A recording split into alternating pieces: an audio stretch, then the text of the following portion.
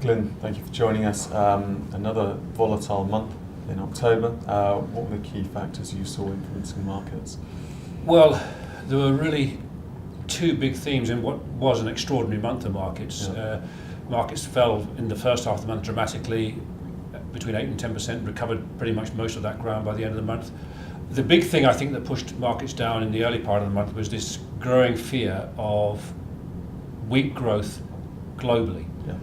And in particular in Europe and China, two big blocks obviously, but a growing concern that growth was weakening off. In turn, we were seeing falling rates of inflation, so a real fear that we were going into a long period of secular stagnation or even outright deflation in some countries. And I think that was a really, really big factor that caused a lot of nervousness in markets. We then saw central bank action, which was the second big theme of the month. Central banks coming in, recognizing the dangers. Central banks really can't afford to see a market crash, a collapsing confidence at a time when economies are actually already quite fragile. And central banks, in some cases, making supportive noises about keeping interest rates lower for longer, and that's particularly the case with the Fed and the Bank of England. In other cases, taking positive action to inject more liquidity into the system. So they were the two big driving factors in the month, and incidentally I think will continue to be very important factors in the months ahead. So how did that translate into returns?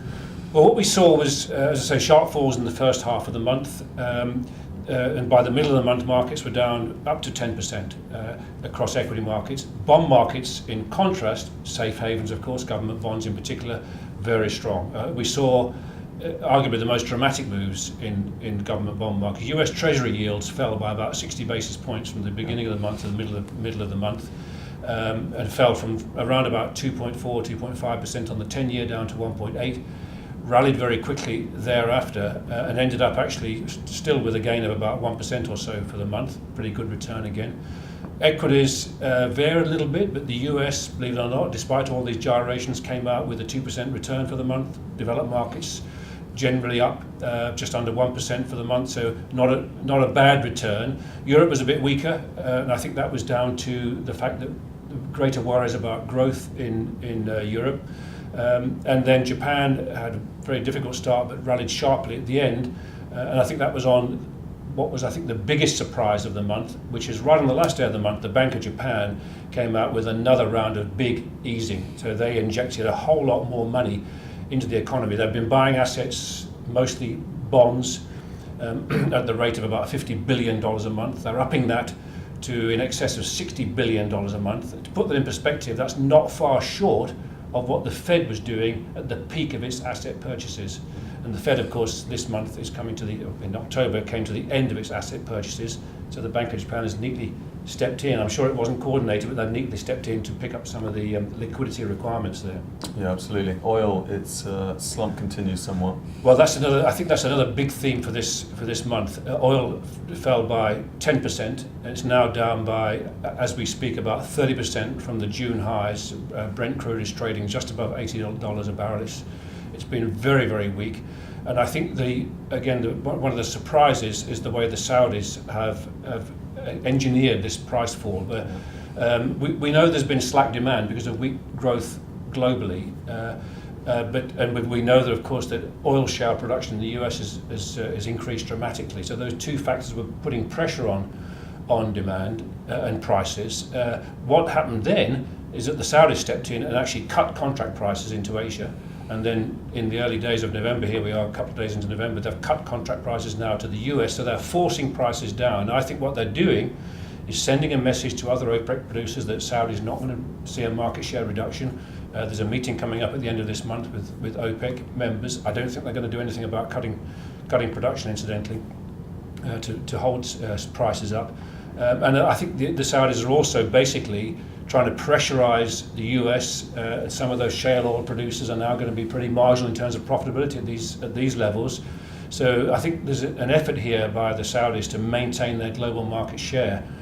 How far this goes down is difficult to know. All you can say is that once we're through this storm of collapsing prices, it's very good news for the global economy. This is acting like a big tax cut to the consumer, and as prices come through, gasoline prices in the US and elsewhere, it's going to be actually a nice benefit to consumer confidence and consumer spending. Absolutely. You've highlighted the Fed, spoken then about the Bank of Japan picking up the slack to an extent. The other one, I guess, is the ECB. What are you seeing in Europe? Yeah. Well, the ECB said a few weeks ago it was going to start what we all loosely calling private sector QE, where they buy not government bonds, because the Germans at the moment won't allow that, they won't tolerate that, but they're buying covered bonds, asset-backed bonds, bonds issued by the private sector, held by banks. They started that program in the month of October. They're going to continue with that, and they're making pretty dovish noises about being prepared to do more if the need arises, and by that they mean if inflation remains a problem, in the sense that we've got a deflationary trend. CPI across the Eurozone is less than 0.5% at the moment. Yeah. In some countries it's actually negative. That would be a disaster scenario if a deflationary spiral came into effect for the Eurozone. So the ECB is going to do a lot more. I think ultimately they will have to do public sector QE, where they actually have to go out and buy government bonds. They're not there yet, and it won't happen until well into next year. Things will have to get worse before the Germans finally cave in and allow that to happen. But I can't see the private sector purchase of bonds being enough to inject enough liquidity. Finally, Glyn, just a note on where you think we are in the cycle and what that maybe means for asset classes. Yeah, I think what is going to happen, we're going to see more periods like in October. We've gone through a long period of low volatility for quite some time in markets. Volatility in October spiked to levels we haven't seen for 2 or 3 years. In fact, the last time we saw levels like this was the worst of the Euro crisis in 2012. I think we're going to see a return to higher levels of volatility because we've got divergent central bank action. We've got a couple of central banks very loose. A couple, the Fed and the Bank of England, are not tightening, but they're certainly not going to loosen further from here. So you've got that issue. You've got slowing global growth, weak areas. China's relatively weak. Europe is weak. So that's a worry for markets. You've got asset prices which are no longer intrinsically cheap, and in some cases are actually quite expensive. So I think we could get a combination of factors which will introduce more volatility, but ultimately we've got these central banks providing support, very low interest rates for a long time to come. I don't see interest rates going up next year anywhere.